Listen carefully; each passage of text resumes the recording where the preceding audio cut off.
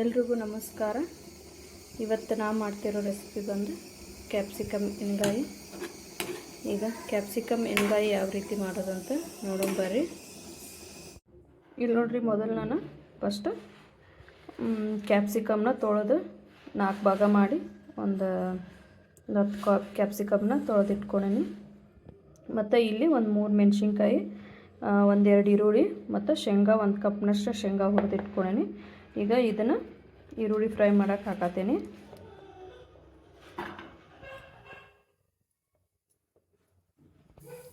ಶೇಂಗಾ ಮತ್ತು ಮೆಣಸಿನ್ಕಾಯಿ ಎರಡು ಒಟ್ಟಿಗೆ ಹಾಕ್ಬೇಕಾ ಫ್ರೈ ಮಾಡೋಕೆ, ಅಂದ್ರೆ ಟೈಮ್ ಸೇವ್ ಆಕೈತಿ.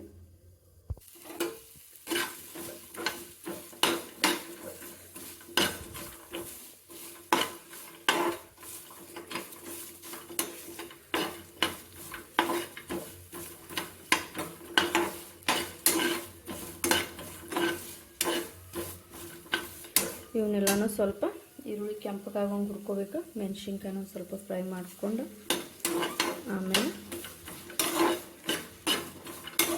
ಮಾಮೂಲಿ ಇದನ್ನು ಎಣ್ಗಾಯಿ ಪಲ್ಯ ಮಾಡ್ತೇವಲ್ಲ, ಎಣ್ಗಾಯಿ ಅಂದರೆ ಈ ಥರ ಎಣ್ಗಾಯಿನೂ ಮಾಡ್ಬೋದು. ನಾನು ಕೊಬ್ಬರಿ ಹಾಕಿ, ಒಣ ಕೊಬ್ಬರಿ ಹಾಕಿ ಎಣ್ಗಾಯಿ ಮಾಡೋದು ತೋರಿಸಿನ ವಿಡಿಯೋ. ಬದ್ನಿಕಾಯಿ ಈ ಥರ ಶೇಂಗಾ ಹಾಕಿಬಿಟ್ಟು ಮಾಡಿದರೆ ಅದು ಇನ್ನೂ ಟೇಸ್ಟ್ ಆಕೈತಿ. ಅದೊಂದು ವಿಡಿಯೋ ಮಾಡ್ತೀನಿ.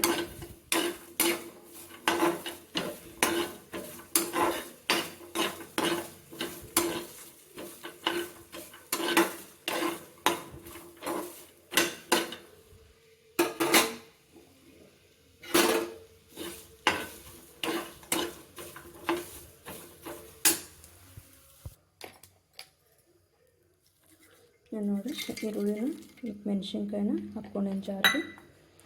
ಈಗ ಶೇಂಗಾ ಹಾಕ್ಕೊಂಡು ಅದಕ್ಕೆ ರುಚಿಗೆ ನೋಡಿ ಉಪ್ಪು ಎಷ್ಟು ಬೇಕಂತೀನಿ ನೋಡ್ಕೊಂಡು ಹಾಕ್ಕೊರಿ. ಆಮೇಲೆ ಸ್ವಲ್ಪ ಅರಿಶಿನ, ಗುರೆಳ್ಳು ಪುಡಿ ಇದ್ರೆ ಹಾಕ್ಕೋಬೋದು.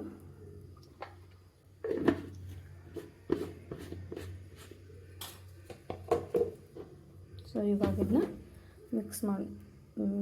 ಮಿಕ್ಸಿ ಹಾಕ್ಕೊಳ್ಳೋಣ. 2 ಟೇಬಲ್ ಸ್ಪೂನಷ್ಟು ಎಣ್ಣೆ ಹಾಕ್ಕೊಳ್ಳೋಣ. ಎಣ್ಣೆ ಹಾಕ್ಕೊಂಡು ಅದಕ್ಕೀಗ ಸಾಸಿವೆ ಜೀರಿಗೆ ಹಾಕತ್ತೀನಿ. ಸಾಸಿವೆ ಜೀರಿಗೆ ಹಾಕ್ಕೊಂಡು ಆಮೇಲೆ ಕರಿಬೇವು. ಈಗ ನೋಡಿರಿ, ಇದು ಪೇಸ್ಟ್ ಮಾಡಿ ಇಟ್ಕೊಂಡಿದ್ನಲ್ಲ, ಇದನ್ನು ಬಂದುಬಿಟ್ಟು ಈಗ ಇದರಲ್ಲಿ ತುಂಬಿ ಹಾಕೋಣ. ಕ್ಯಾಪ್ಸಿಕಮ್ದ್ರಾಗ ಒಗ್ಗರಣೆಗೆ ಹಾಕೋಣ. ಸ್ವಲ್ಪ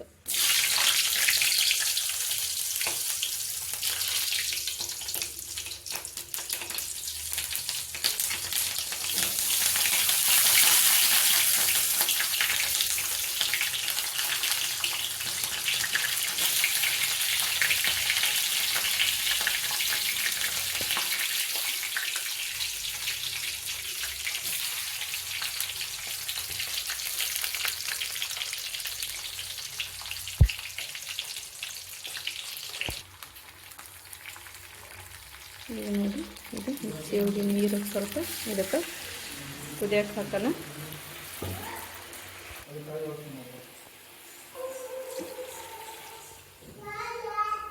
ಈಗ ಇದನ್ನು ಕುದಿಯೋಕೆ ಬಿಡೋಣ್ರಿ.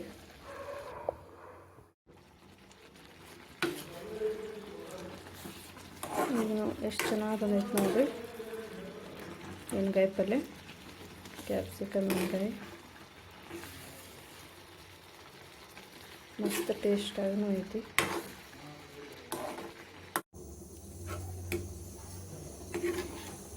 ಮಸ್ತ್ ಕುದತ್ ನೋಡ್ರಿ ಕ್ಯಾಪ್ಸಿಕಮ್ ಎಣ್ಗಾಯಿ ಪಲ್ಯ. ಇದು ನೋಡ್ರಿ, ಸ್ವಲ್ಪ ಕ್ಯಾಪ್ಸಿಕಮ್ನ ಈ ಥರ ಇದನ್ನು ಮಾಡ್ಕೊಂಡು ನೋಡ್ರಿ, ಕುದಿದು ಗೊತ್ತಾಗೈತೆ ನಿಮ್ಗೆ. ಇಲ್ಲಿ ನೋಡ್ರಿದು ಮಸ್ತ್ ಟೇಸ್ಟಾಗೂ ಆಗೈತಿ. ಚಪಾತಿ ರೊಟ್ಟಿಗಳ ಜೊತೆ ಆದರೂ ಮಸ್ತ್ ಟೇಸ್ಟ್ ಅನಿಸ್ತೈತೆ ನೋಡ್ರಿ ಪಲ್ಯ ಇದು.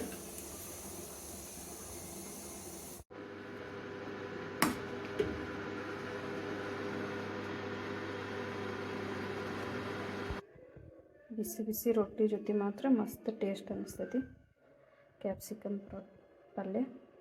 ಸೊ ಸೊ ಒಂದು ಸಲ ಮಾಡ್ಕೊತೀನಿ ರೀ. ಹಾಗೆ ಹೆಂಗೈತೆ ಅಂತ ಕಮೆಂಟ್ ಮಾಡಿ, ಸಬ್ಸ್ಕ್ರೈಬ್ ಮಾಡಿರಿ, ಪ್ಲೀಸ್ ಲೈಕ್ ಮಾಡಿರಿ. Thank you so much.